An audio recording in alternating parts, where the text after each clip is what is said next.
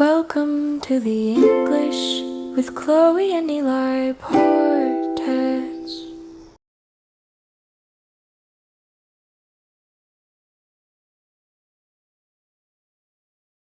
Hello, everyone, and welcome back to English with Chloe and Eli. We're so happy you're joining us today. Hey everyone, it's great to be back. So, Chloe, what are we talking about today? Today, we are tackling a topic that can be a little scary for a lot of people, not just English learners. We're talking about small talk. Ooh, small talk. Yeah, that can definitely be intimidating. That moment when you're standing next to someone and you feel like you should say something, but you don't know what to say. Exactly, that little bit of awkward silence. But our goal today is to make it feel less scary and give you some really simple, practical tools to make small talk feel easy and natural. Sounds like a plan. Because honestly, it's a super useful skill to have, both in your personal life and at work. Okay, so let's start with the basics. Eli, what even is small talk? I think of it as light, polite conversation about everyday things. It's not a deep, serious discussion. The small part of small talk is key. We're not talking about your biggest dreams or your deepest fears. That's a perfect way to put it. The goal isn't to share a lot of information. The goal is to build a small connection with someone. It's about being friendly and showing you're open to interacting. Right. It's like a little social signal that says, hey, I'm a friendly person. You use it with people you don't know very well, like a cashier at a store, someone you're waiting in line with, or a coworker you see in the kitchen. Yeah, exactly. It fills that silence and makes the moment more comfortable. So now that we know what it is, let's get into the most important part. What do you actually talk about? Okay, the safe topics, the go-to options. I think we have to start with the number one most famous small talk topic in the world. The weather. Of course, the weather. It might sound boring, but it works because it's something everyone is experiencing together. It's so true. It's universal. You can say something as simple as, beautiful day, isn't it? Or, can you believe all this rain we're having? And the other person can just agree. Yeah, it's lovely out. Boom, you've had a successful small talk interaction. Okay, so after the weather, what's another safe topic? I'd say a really common one, especially in the US, is work, but in a very general way. Right, so what would that sound like? You could ask a coworker, how's your week going? Or working on anything exciting lately? It's a way to show interest without being too nosy. That's a good point. You want to keep it positive. Small talk is not the time to complain for 10 minutes about your boss or a difficult project. Totally. Keep it light. Busy week, but it's going well is a great standard answer. Okay, my personal favorite safe topic is the weekend. I feel like everyone has something to say about the weekend. Oh, yeah, that's a classic. On a Friday, you can ask, do you have any fun plans for the weekend? And on a Monday, you can ask, how was your weekend? Or did you do anything fun over the weekend? People usually like talking about their hobbies or relaxing time, even if their answer is just, oh, I just relaxed at home. It opens the door for more conversation. That sounds perfect. Sometimes a quiet weekend is the best. Right. A few other good ones are hobbies or maybe entertainment like movies or TV shows. Have you seen many good movies lately is always a good one. So to review the safe topics, we have weather, work, kept light, weekends, and hobbies or entertainment. That's a great starting list. Definitely. But just as important as knowing what to talk about is knowing what not to talk about, the danger zones. Okay, let's go there. This is so important for feeling comfortable.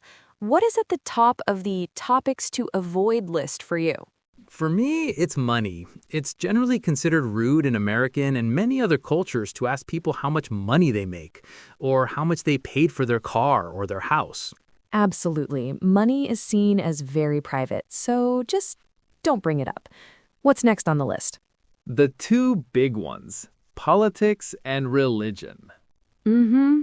These topics can be very personal, and people often have very strong feelings about them. Exactly. Small talk is about finding common ground and being friendly. Starting a debate about politics is the fastest way to make things uncomfortable. For sure. Another category I would avoid is very personal information. This could be things like someone's health problems, relationship drama, or other family issues. Yeah, that's too heavy for small talk. If a friend brings it up, that's one thing. But with a stranger or a coworker you barely know, definitely not. And one last one that can be tricky, physical appearance. No, that's a good one. It can be complicated. It really can be. Even a comment that you think is a compliment, like "you've lost weight," can make someone feel awkward. It's safer to compliment something they chose, like their glasses or a scarf. For example, "I love your scarf" is great. That's a fantastic distinction. Compliment a choice, not a body. So to recap the avoid list: money, politics, religion, deep personal problems, and comments about someone's body. Perfect. So, Eli, let's get into the mechanics. We know our safe topics. How do we actually start the conversation? What are the first words out of your mouth? I think the most powerful tool is the open-ended question. These are questions that can't be answered with a simple yes or no. Yes, this is such a great tip. Can you give us an example? Sure. So instead of asking, "Are you having a busy day?" which can be answered with yes, you could ask, "How has your day been so far?" That invites a longer story. I love that. It gives the other person more to work with. What about for the weekend? Instead of, "Did you have a good weekend?" which is a yes-no question, you could ask, "What did you get up to this weekend?"